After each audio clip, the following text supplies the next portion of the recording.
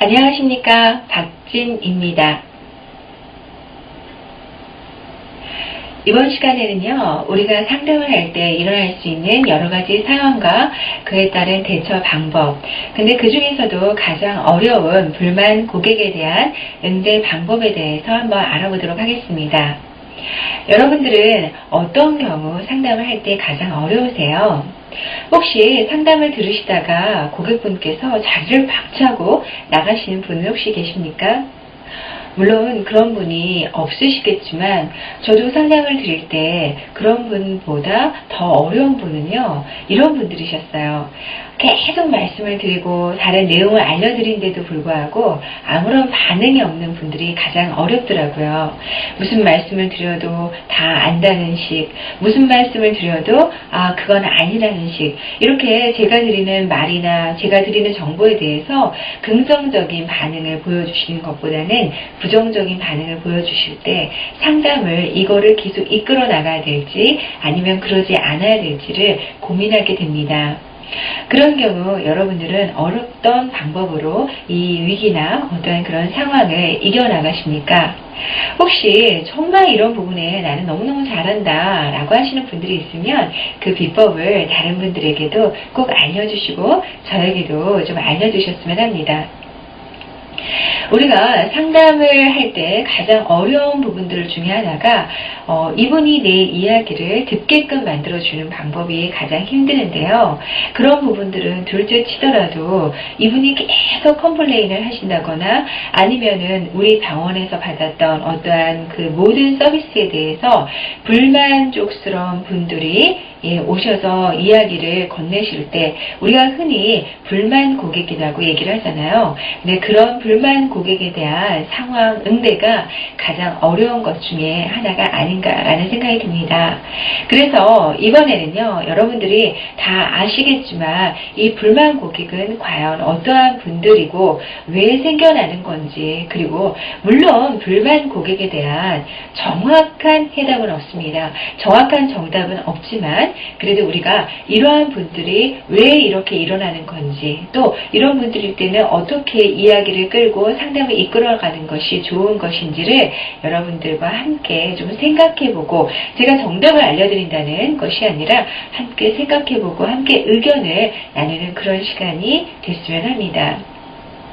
불만 고객 참 어려운데요. 그렇다면 불만 고객은 어떠한 사람들을 보고 불만 고객이다 라고 하는지 한번 의미부터 가볍게 알아보도록 하겠습니다. 일단 말 그대로요, 불평이나 불만족스러운, 우리가 제공했던 서비스에 불만족스러웠던 분들이 바로 우리 불만 고객이라고 할 수가 있겠습니다. 거기에는 우리의 의료 어떠한 시설적인 부분에서 불만족스러우셨던 분들도 계실 테고요. 어떤 분들은 간호사 선생님이나 아니면은 의사 선생님들이 내가 기대했던 것만큼 그 기대를 충족시켜주지 못했을 때 이러한 부분들도 있습니다. 또는 내가 생각했던 것보다 비용이 너무 많이 나와서 그 비용을 감당할 수가 없어서 좀 힘들어 하시는 분들, 여러 가지 불만의 요인들은 굉장히 많은데 그 불만들을 토로하고 또 이야기를 표출하시는 분들이 계신가 반면에 그거를 안고 계시는 분들도 분명하게 있다라는 것입니다. 따라서 불만 고객이다 라고 하는 것은 뭔가 불평, 불만이 많은 사람, 그런데 우리가 지금 이것을 부정적인 시각으로 바라보는 것이 아니라 우리가 이분이 다음에도 우리 병원을 찾아주시려고 하는구나, 그래서 뭔가 이야기를 하려고 하는구나, 시정을 요구하는 거구나 라고 좀 긍정적으로 마인드를 변화시켜 주시기를 바랍니다. 그래서 불만 고객을 불만 고객이 아니라 이렇게 병원을 상대로 어떻습니까?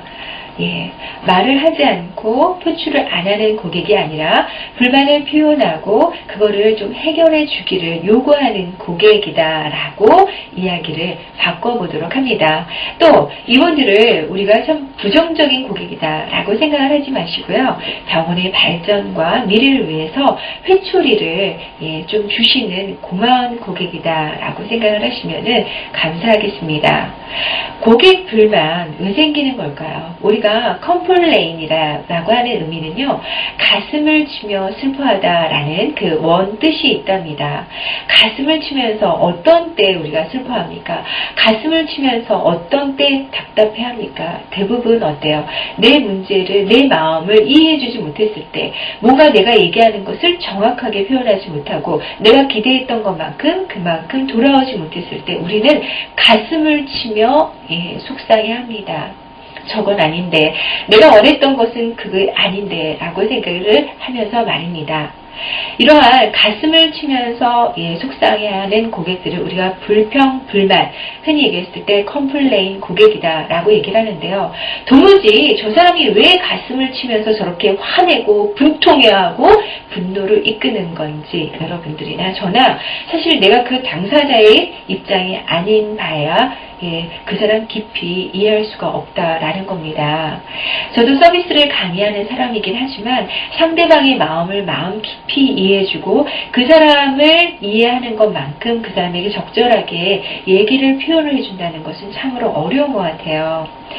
가끔 내가 정말 문에 이렇게 부딪혔거나 아니면 문 사이에 이렇게 끼었거나 이럴 때 너무나 아프면서도 주변의 다른 친구들이나 아니면 직장 동료분들이 다치거나 아니면은 손가락에 문이 끼어서 아야! 라고 하면 아프겠다 라고 하지? 내가 아픈 건 아니니까, 내 몸이 아픈 건 아니니까 야 치료해 라고 하지만 그 마음이 진심으로 가지는 못하는 것 같습니다.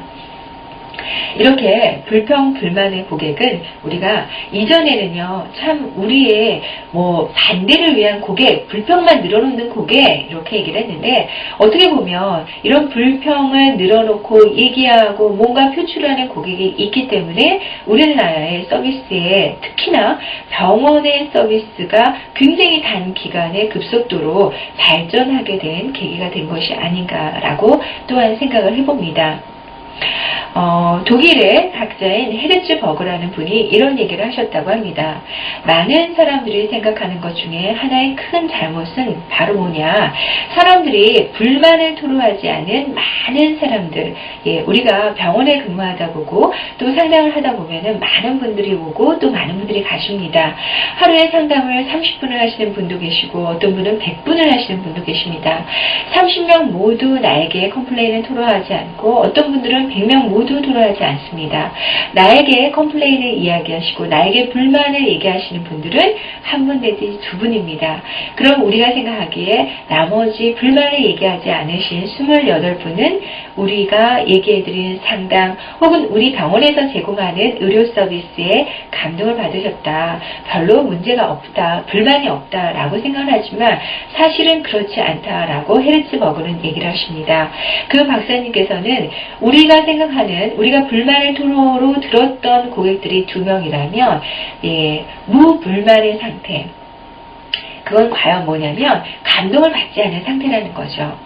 여러분들 흔히 우리가 어디 가서 밥을 먹었어요. 근데 그곳에 가서 밥을 먹었을 때 너무너무 더럽거나 아니면은 내가 빨리 얘기를 했는데 늦게 가져온다던가 아니면 나한테 물을 쏟아다던가 이렇게 내가 불만을 토로할 내용이 너무나도 많았어요. 그래서 도저히 안 되겠다 라고 얘기를 하는 그런 때를 제외하고 여러분들이 이 음식점 너무 맛이 좋다, 너무 좋다, 너무 친절하다, 또 이렇게 감동을 받아서 나오는 경우도 극히 드물다라고 합니다. 그럼 어떻습니까? 대부분 밥을 먹으러 와서 내 끼니를 하나 해결했다. 그런데 내가 생각했던 것만큼 받았고 내가 돈을 들인 것만큼 그만큼 받았다라고 했을 때 여러분들 감동을 받으십니까? 물론 감동을 받으시는 분들도 계시겠지만 대부분의 많은 분들이 아무런 감동이 없는 무감동의 상태라고 이야기를 합니다. 이렇듯 불만을 이야기하지 않는 나머지 98명을 보고 우리는 감동받았다라고 이야기를 드리면 안 되고요. 그분들은 감동을 받지 않은 그냥 아무런 불만이 없는 무불만의, 그렇다고 감동도 받지 않는 그런 상태다라는 것을 알 수가 있겠습니다. 따라서 우리에게 힘든 시간을 내어주시고 힘든 그 시점, 우리가 정말 알지 못하는 부분들을 얘기해 주시는 고객분들에게, 불만을 얘기해 주는 고객분들에게 항상 감사함을 느끼셔야 할 것 같습니다. 다음 슬라이드 보도록 하겠습니다.